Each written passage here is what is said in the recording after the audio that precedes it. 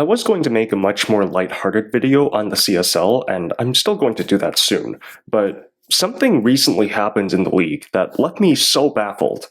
I had to talk about it first. This is Aaron Boupendza. He's a Gabonese footballer who played for teams in several leagues including France, Turkey, Qatar, Saudi Arabia, the MLS, and Romania. Most recently, he made a transfer to Zhejiang FC, and in 6 appearances, he scored 4 times and assisted twice. At international level, Boupendza has also made an impression as in AFCON 2021, he scored the only goal in Gabon's opening win against the Comoros. This would end up making the difference as Gabon reached the knockouts largely because of that one win. But recently, Boupendza was found dead at age 28 after falling off an 11th floor balcony. At the time of writing, the news on the ground says that there wasn't any foul play involved, and his death is believed to be an unfortunate accident. Following this discovery, Zhejiang FC released a statement announcing his death and sent their condolences to his family. Pretty standard procedure, but what wasn't standard procedure was what happened next. Only hours after the announcement, Zhejiang went ahead and played their match with Hakka Meizhou as scheduled. On top of that, there wasn't even a moment of silence for their recently deceased player. Granted, after the match, players and staff did apparently gather with the fans to collectively mourn Boupendza, but the insensitivity is still off the charts. I mean,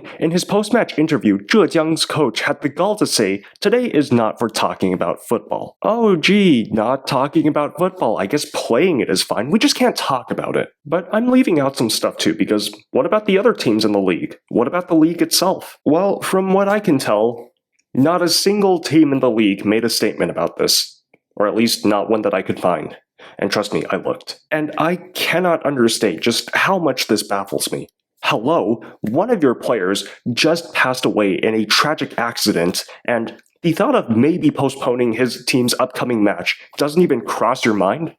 What world are you living in? Compare and contrast. Barcelona. Just before Barcelona's game against Osasuna, club doctor Carles Minaro Garcia was found dead. Subsequently, both clubs agreed to postpone the game, and afterwards, La Liga and most of its teams sent their condolences. And when the rescheduled match took place, a moment of silence was held. Now, tell me, why isn't the CSL doing this? By barely addressing the recent death of one of their players, the Chinese Super League and Zhejiang FC are both sending the message that they don't really care about their players. Even if one of their employees leaves this world, they carry on like it's business as usual. Let me ask you, who would want to play in a league like this? When the league and its teams show this kind of disrespect to their own players, it shows just how little regard they have for human life, and it'll drive away future players from ever playing here. But all that aside, do they have no conscience? But yeah, I saw the response to this tragedy and was left so flabbergasted that I just had to talk about it. I had to get it out of my system. I still can't figure out why anyone thought this was the right way to handle this. I mean, it just doesn't make any sense. Anyways, rest in peace, Aaron Boupendza. My condolences to his loved ones. I'm gonna go work on the U17 Asian Cup video now. Take care, everyone.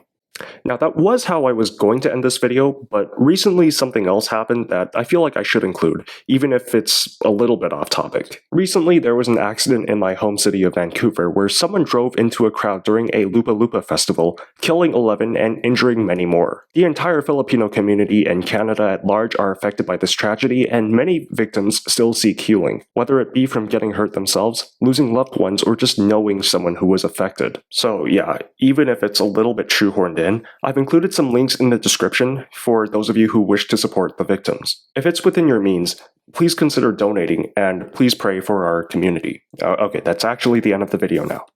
See you.